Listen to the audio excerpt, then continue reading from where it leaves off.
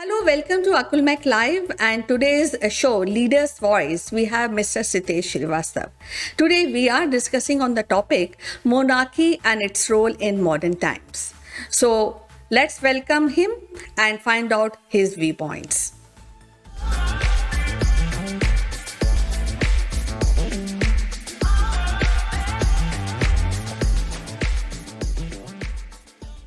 How are you doing today? Very well, Kanchan. Nice to speak to you after a couple of weeks. What are we going to talk today? Yes, actually, we are talking about a very interesting topic, and as you know, that kings and queens and monarch had been so important aspect of our growing up here. But the question is monarchy is still relevant in modern era? So, what is your opinion on that? एक शहंशाह ने बनवा के हसी ताज महल, हम गरीबों की मोहब्बत का उड़ाया है मजाक. That sums it all, Kanchan. Monarchy, what is called as Rajtantra, which is still being practiced in 43 sovereign states in the world, with a monarch or a head of a state. Isn't it surprising that 13 of them are in Asia, 12 of them are in Europe, 9 of them are in Americas, 6 of them are in Oceania, and just 3 are there in Africa. And this subject has gained a momentum once again. Why has this kings, princes, monarchs, constitutional monarchs, commonwealth have remained in the modern world? What good do they do? Is it an institution in itself, or it's a means to bring the collective momentum of the people of that region? And that is what is the subject that I want to discuss with you and take your opinion and then throw it to our larger public. Well, you have mentioned very nicely that is it an institution, and you know that around 6th century, the modern monarchy system, as we say, but though kings and queens they were there, but as it is said, it started in Norway. Now, the thing is, why in modern era, this monarchy is relevant. People actually believe in that, the thought process, they cry with them, they laugh with them, and they are some of these monarchs are very eternal part of the people. So I feel that wherever this monarchy is there, and as you mentioned, it is an institution and it is there due to people's perception, or they want the monarch should be there in their life. What do you say? Kanchan, from the times immemorial, we have known through our globe history, there have been kings, there have been rulers, there have been conquests, there have been invaders, and then there have been governance by these kings and queens and kingdoms and empires. Some have lasted centuries. Some have been only in a blip of time. And I think the trust in them, it's not, we should not call it institution first of all, because it did not start as an institution. An institution is a collective approach. And therefore, calling a monarchy as an institution is actually defeating the definition itself of the institution. So democracy can be called as an institution. All of the modern world politics or the governance can be called as an institution. But I think monarchies or the emperors. But one thing is interesting. The institution comes with its inherent problems like any other system. And therefore, it is very important to see why the monarchies have survived. In 2022, today, so many monarchies, and that too, 13 of them in Asia itself. And what we saw from London recently, from Balmoral Castle to London Westminster Abbey, 1,600 soldiers following the coffin of the Queen, and then hundreds of flights were diverted or stopped at Heathrow on that day, so that the procession, the noise is lesser. And then the whole world watched the perfectly orchestrated, coordinated, beautiful images from London. Somehow there is acceptance to this, and all the monarchs is still in today's world, today's digital super internet world. Someone still buys that as a concept, despite so much of protests. You should look at it, our Indian subcontinent as well, Kanchan. What do you think? What you felt when you saw the images coming out from the Britain in last 2 weeks?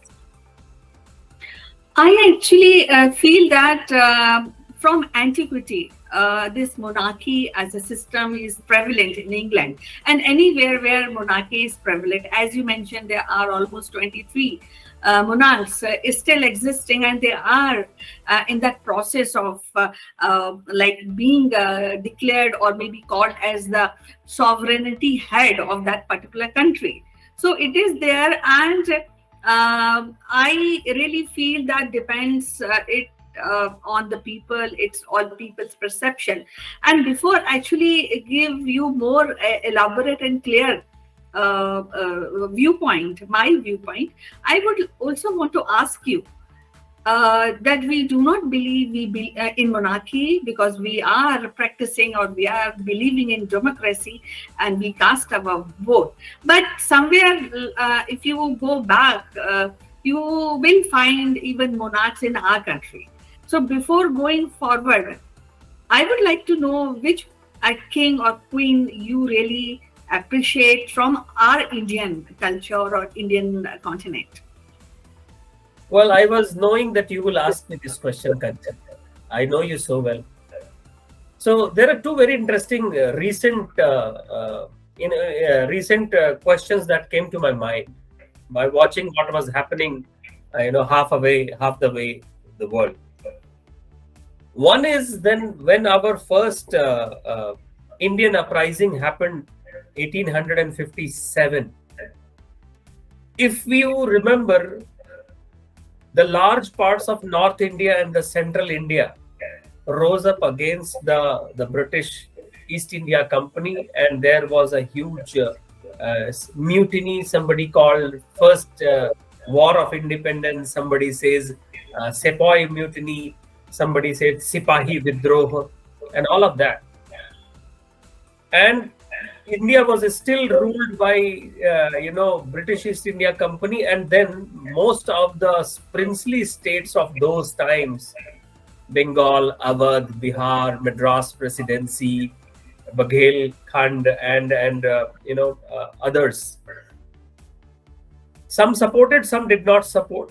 But when this mutiny took shape and it actually shook the conscience of the land, let's not call it India by that time.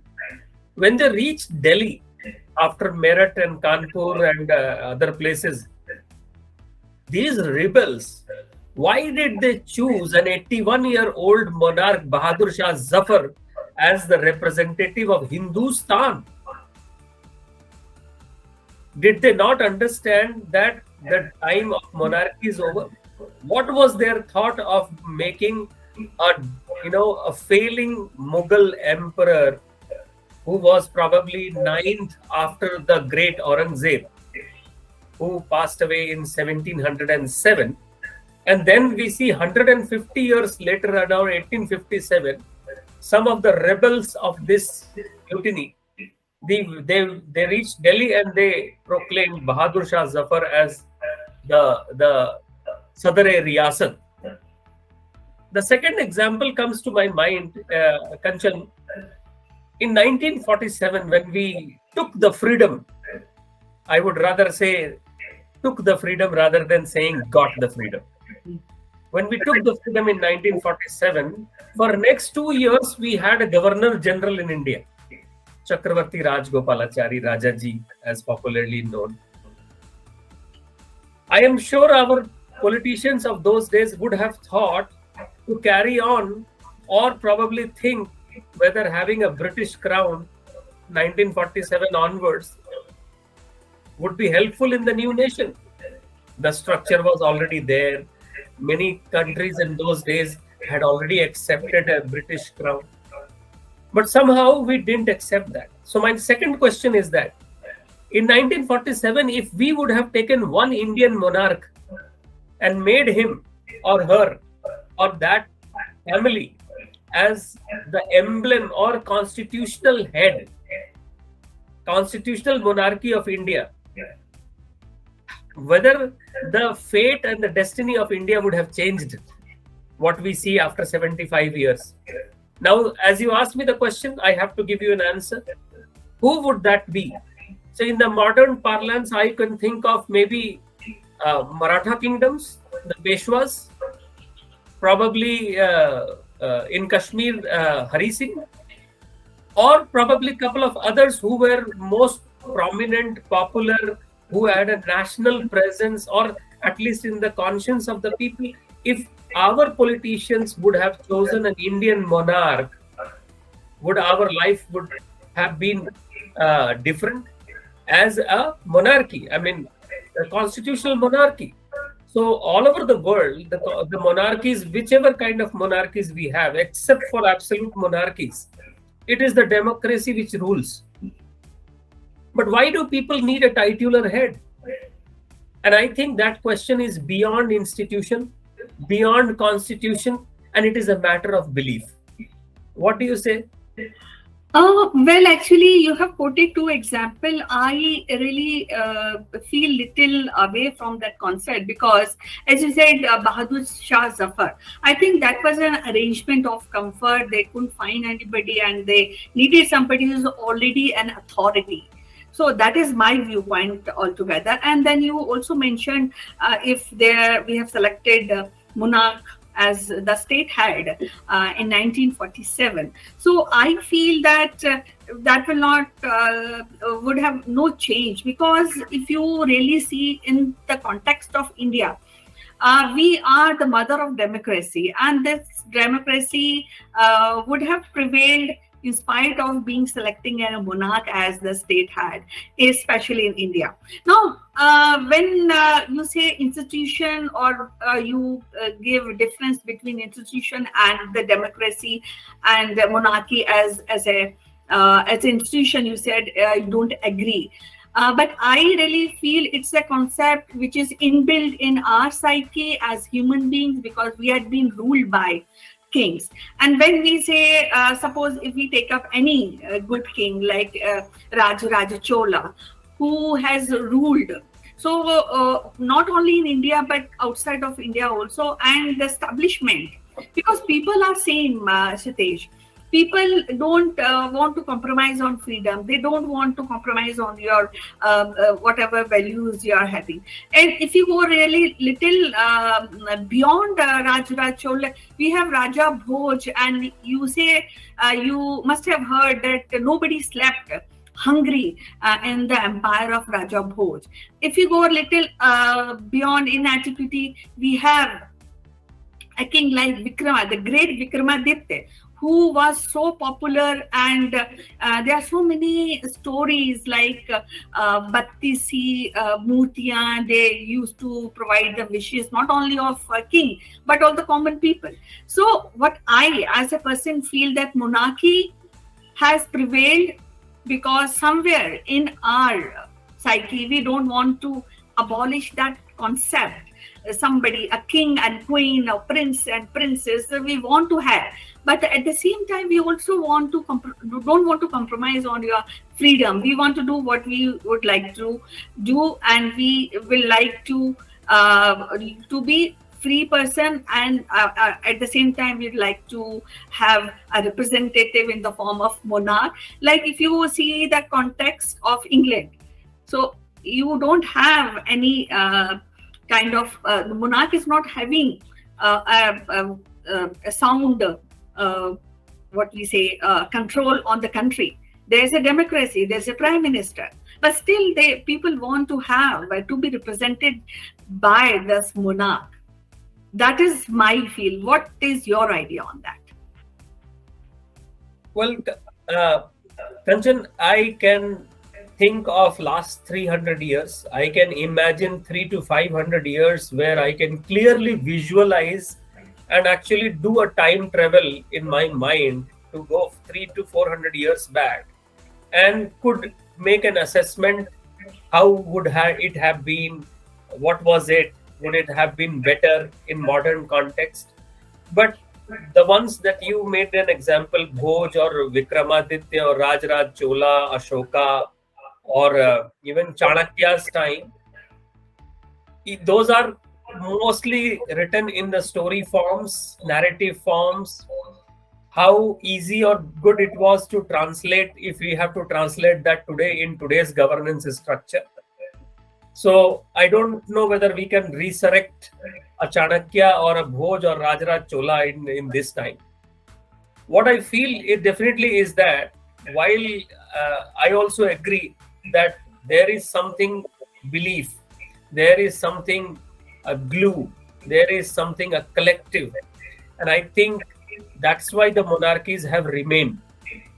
But what people are questioning, if you saw the protests in Sydney and Melbourne last week, and in another Commonwealth places where the discussions happened.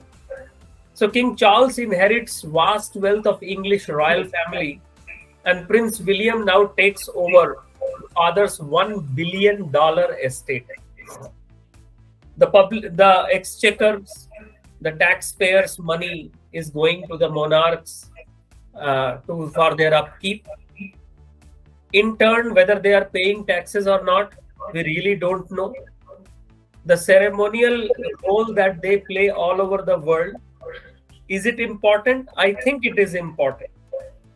But I think there has to be some kind of a jurisprudence in terms of austerity, in terms of the money that they spend when the world is having so much of hunger, climate crisis, and other things around. So there is a role to be played by these ceremonial heads. Even democracy also has a ceremonial head, Kanchan. So I would think that in today's definition, it is okay to be called ceremonial head. But when we say monarch, whether it is Japan, whether it is the European countries, or even some smaller parts in Africa, it has to be taken with a pinch of salt. And anything has to be part of a scrutiny. But there has been a phrase, there cannot be a question on the queen, or God save the king. Okay, but God has to save everyone. Right? So I think it is important, for whether it is absolute monarchy or semi-constitutional monarchy or Commonwealth realm or a sub-national monarchies, it is important to understand that these are basically a structure of governance that have survived over centuries, and probably they also have a place today and in the times going to come. We are not going to see them completely going away, because it is the belief. And I was also thinking, Kanchan, especially in the monarchies, absolute kind of monarchies or constitutional monarchies, people need to have something which is between them and God. And that is somebody who is above the daily life, above the operational daily life. But at the cost of what? I read somewhere that the shoelaces of King Charles are being ironed. Okay. and and other smaller quirks that I learned. Okay. But having said that, we also know that some of the tyrants in this modern world also used to have these kind of fantasies. So I think everyone has to coexist, like always, Kanchan. What do you say? Yes, I feel this is a belief system which has prevailed for so long, and to just uproot it out, it's not be possible.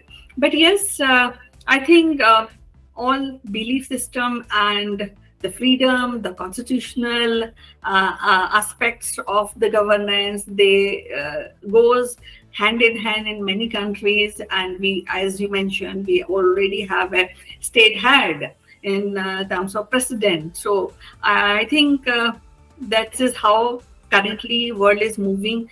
And I am, as a person, not against the monarchy, but yes, I love my freedom, I love my constitution, and I believe in democracy. So I think this is the way. And when you mentioned, I've also read this news regarding ironing the laces of the shoes. But I think that is makes the difference from a common person to and between, these are the differences of common person and the monarch. And monarch has to really come out with these small aspects of the personality to people to really read out and believe or maybe enjoy that moment of that particular monarch. So that is how things are working, Siddesh. And I feel that this concept or this belief system is not moving out of our life for long time. So, but yes, let us coexist with that concept of monarchy and, of course, the freedom and the democracy. Sure. And then now let's start visiting some of the palaces in India.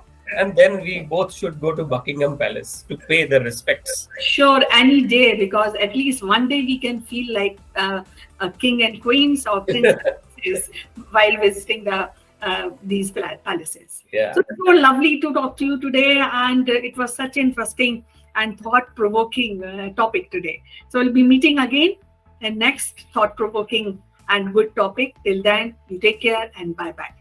Thank you. It was quite interesting discussion today, and I look forward for your comment on this topic. We'll be meeting again. Till then, you take care and bye-bye.